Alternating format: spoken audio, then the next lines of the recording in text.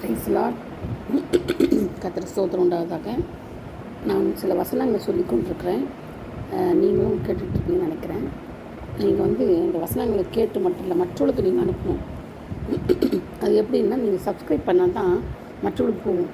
நம்ம மட்டும் கேட்டால் பத்தாது. அநேகர் என்ன செய்யணும், இந்த மெசேஜை கேட்டு அநேகர் பயனடையணும். சின்ன குட்டி மெசேஜாக கூட இருக்கலாம். நீங்கள் அதை அசட்டை பண்ணாமல் அது உங்களுக்கு சிலருக்கு பிரயோஜனமாக இருக்கும். கிறிஸ்துவை அறியாதவங்க அதெல்லாம் கேட்டாங்கன்னா அவங்களுக்கு பிரயோஜனமாக இருக்கும். அதனால் நீங்கள் அறியாதவங்களுக்கு நீங்கள் அனுப்பிச்சின்னு வச்சுங்க, அவங்க சப்ஸ்கிரைப் பண்ணுவாங்க. உங்களுக்கும் அது நன்மை, எல்லாருக்கும் நன்மை உண்டாகும். கேட்குறவங்களுக்கும் அதை பார்க்குறவங்களுக்கும் எல்லாருக்கும் நன்மை உண்டாகும்.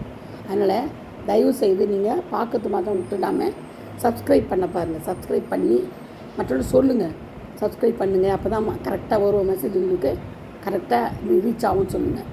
ஏன்னா அப்போ தான் ரீச் ஆகும், இல்லைன்னா அது வேறு எங்கேயா தான் போகும், இல்லை பார்த்தவங்களே பார்த்துக்கிட்டு இருப்பாங்க. அதனால் நீங்கள் அறியப்படாதவங்களுக்கு நிறைய பேருக்கு அனுப்புங்க. இது ஒரு ஊழியம்தான், உங்களுக்கு நன்மை தான் அது. அதனால் தீமை கிடையாது.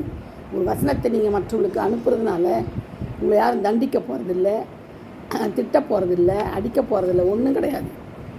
நீங்கள் பெற்ற நன்மையை, தேவனுடைய வசனத்தை, தேவனுடைய பங்கு ஐக்கியத்தை மற்றவங்களுக்கு சொல்கிறீங்க.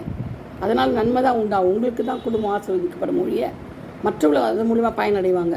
அதனால் நீங்கள் தாராளமாக பயப்படாமல், வெக்கப்படாமல், பயப்படாமல், யாராக இருந்தாலும், புறஜாதியாக இருந்தாலும், சிறைவிலாக இருந்தாலும், நம்ம எப்படியாப்பட்டவங்களாக இருந்தாலும், அந்நியர்களாக இருந்தாலும், நீங்கள் என்ன செய்யலாம், வசனத்தை தைரியமாக பிரசங்கம் பண்ணலாம். நீங்கள் தைரியமாக பிரசங்கம் பண்ணலைன்னா, நீங்கள் கொடுக்க சொல்லலைன்னா, சப்ஸ்கிரைப் பண்ண சொல்லலைன்னா அவங்களுக்கு போகாது. அப்போ அவங்க எங்கள் நரகத்துக்காக போகணும் இல்லையே. அது நம்மளுக்கு பதில் யாராவது அனுப்புவாங்க அவங்களுக்கு. அவங்க மூலியமாக அவங்க பயனடைவாங்க இல்லையா. ஆனால் உங்கள் ஃப்ரெண்ட்ஸுங்களுக்கு நீங்கள் தான் பயனடை வைக்கணும். ஏன்னா உங்களுக்கு தான் கிடத்தில் முத்து கிடைக்கும். நீங்கள் எவ்வளோத்துக்கு எவ்வளோ அவங்களுக்கு அனுப்பி பிரயோஜனமாக இருக்குங்களா, அவ்வளோத்துக்கு உங்கள் கிடத்தில் தான் முத்துக்கள் ஆண்டவர் வைப்பார். ஏன்னா உங்கள் மூலியமாக ரட்சிக்கப்பட்டாங்கன்னா, ஞானஸ்தானம் எடுத்தாங்கன்னா உங்களுக்கு தான் பிரயோஜனமாக இருக்கும்.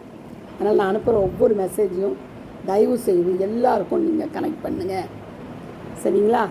அது மட்டும் இல்லை, இது என்னுடைய ரிக்வஸ்ட் மட்டும் இல்லை, ஆலோசனையும் கூட இல்லையா. அது மட்டும் இல்லை, கொர்நேலியுன்னு ஒரு மனுஷனை பார்க்குறோம். அந்த வீட்டில் எழுப்புதல் உண்டாச்சு கொர்நேலி வீட்டில்.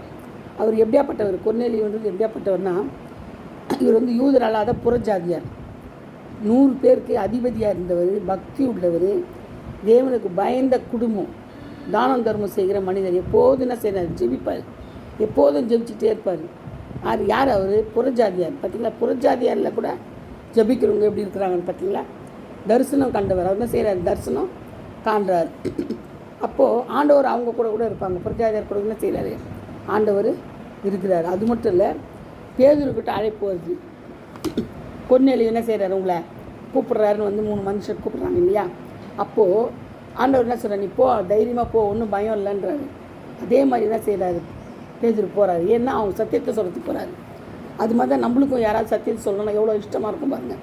நமக்கும் ஆண்டவர் என்ன செய்வார், சத்தியத்தை சொல்கிறதுக்கு ஆட்களை அனுப்புவார். இந்த மாதிரி தான், இந்த மாதிரி மெசேஜ் கொடுக்கறதுக்கு அநேகர் நியமிச்சிருப்பார். அதெல்லாம் நம்ம என்ன செய்யணும், கேட்டு மற்றவங்களுக்கு பிரயோஜனம் சொல்லணும். அதுதான் அவங்களுக்கு ரொம்ப நல்லது. ஏன்னா அவன் எவ்வளோ பேர் 100க்கு அதிபதியாக இருந்தாலும் அவன் என்ன செய்கிறான், ஒரு தேவ மனுஷனை மதித்து கூப்பிட்டு அவர்கிட்ட என்ன செய்கிறான், வார்த்தைகளெல்லாம் வாங்கிக்கிறான். அவனுக்கு தேவையானதெல்லாம் என்ன செய்கிறாரு, வாங்கிக்கிறாரு, ரட்சிக்கப்படுறாரு இல்லையா. பேர் மூலம் என்ன செய்கிறாரு, அவர் ரட்சிக்கப்படுறாரு. அதனால தான் மனம் திரும்புகிறாரு.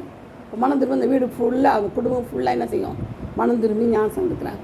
அதுதான் நம்மளுக்கு முக்கியம். அது நிறைய பேர் என்ன செய்வாங்க, மனம் திரும்பி ஞானஸ்தானத்துக்கு ஒப்பு கொடுப்பாங்க உங்கள் மூலியமா. அப்போ உங்களுக்கு தானே அது கழிட்டு செய்கிறோம். ஆண்டவர் உங்களை தானே ரட்சித்து காத்து கொண்ட மாதிரி அவங்களும் ரட்சிப்பார். அப்போ ஆண்டவர் என்ன நினைப்பார், ஐயோ என் பிள்ளைங்க எனக்காக என்ன செய்கிறாங்க, ஊழியம் செய்கிறாங்க, ஆத்துமாதாயப்படுத்துகிறாங்க. அதுதான் அவர் மெயினாக நம்மளை பிறக்க வச்சதே அதுக்கு தான். தாயின் கர்ப்பத்தில் நம்மளை உண்டாக்கினதே அவருடைய வேலை செய்தான், அவருடைய சத்தியத்தை சொல்கிறதுக்கு தான். நம்ம சாப்பிட்டு தூங்கிட்டு வேலைக்கு போகிறதும் வர்றதும் உட்காந்து தூங்கிட்டு இருக்கிறதும் பிள்ளை பெற்றுக்கிறதும் அது மாதிரிலாம் கிடையாது. அதுக்காக அனுப்பவே இல்லை. தாயின் கர்ப்பத்தை தெரிந்து கொண்டார்னா இதுக்காக தான். என்னன்னா அவனை என்ன செய்கிறாரு, ஆண்டவர் தெரிந்து கொண்டு மற்றவர்களுக்கு பிரயோஜனமாக இருக்கிறதுக்கு தான் அவனை வச்சுருக்கிறாரு.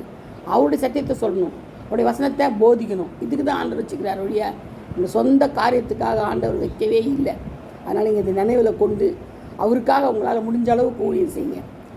எந்த ஊழியம் செய்தாலும் சரி, சர்ச் ஊழியமாக இருந்தாலும் சரி, டாக்ஸ் ஊழியமாக இருந்தாலும் சரி, சண்டை காசு ஊழியமாக இருந்தாலும் சரி, நீ ஒரு பாயை போட்டோட சரி சர்ச்சில் பெருகுனாலும் சரி, எந்த வேலை செய்தாலும் கர்த்தருக்காக நீங்கள் செய்யுங்க. அதனுடைய பிரதிபலனை கட்டாயம் ஆண்டவர் தருவார். இந்த மெசேஜை நீங்கள் அநேகருக்கு அனுப்புங்க. புது புது ஆத்துமாக்களை நீங்கள் பெற்றுக்கொண்டீங்கன்னா கை நிறைய ஆத்துமாவோடு பரலோகம் போவீங்க. ஏன்னா எதையும் கொண்டு போக முடியாது. இங்கேருந்து பொருளாவோ பொண்ணாவோ மணியோ எதையும் கொண்டு போக முடியாது. கை தான் போகணும். இருக்கிற நல்ல துணியை கூட உருவிட்டு சாதாரண துணி வெள்ளை துணி தான் போட்டு அனுப்புவாங்க. நாங்கள் கம்மல் கிம்மெல்லாம் அவுத்துக்குவாங்க எது இருந்தாலும். ஆனால் நம்ம கத்தத்தில் போகும்போது நம்ம கூட என்ன வரும்? ஆத்துமா தான் வரும். எந்தெந்த ஆத்துமா ஆதாயப்படுத்தணுமோ அந்த ஆத்துமா போய் நான் தைரியமாக சொல்லலாம் ஆண்டவர்கிட்ட. ஆண்டவர் கேட்பார், நீ எனக்காக என்ன செய்தேன்னு கேட்கும் போது நம்ம தைரியமாக சொல்லலாம். என்னென்னு இதுக்காக ஆத்துமாவை கொண்டு வந்துருக்கேன்ப்பா, இத்தனை ஆத்துமாக்கள் ரட்சிக்கப்பட்டது, இத்தனை ஆத்துமாக்கள் என்னால் உங்கள்கிட்ட கொண்டு வர முடியும் என்னங்கன்னு சொல்லி நீங்கள் தைரியமாக சொல்லலாம். அப்போ ஆண்டவர் சொல்லுவார்னா, என் நாடுகளை மெய்ப்பாயாக உட்பிரவேசின்னு சொல்லுவார்.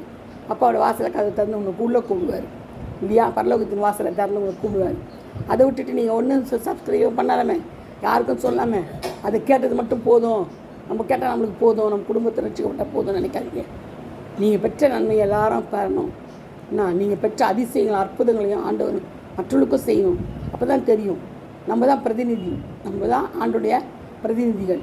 நல்லா புரிஞ்சுக்கோங்க சரியா? என் கர்த்தர் தான் உங்கள் ஒவ்வொருவரையும் ஆசீர்வதிப்பார். பேர் பேராக தனித்தனியாக ஆசீர்வதிப்பார். குடும்பம் ஆசீர்வதிப்பார். தேவனுக்கு ஊழியம் செய்யுங்க. ஏன்னா ஆண்டுடைய வருகை சமீபமாகி போச்சு. நம்ம ஓடி ஓடி எங்கே வேணால் ஊர்களுக்கு போய் கூட செய்ய முடியாது.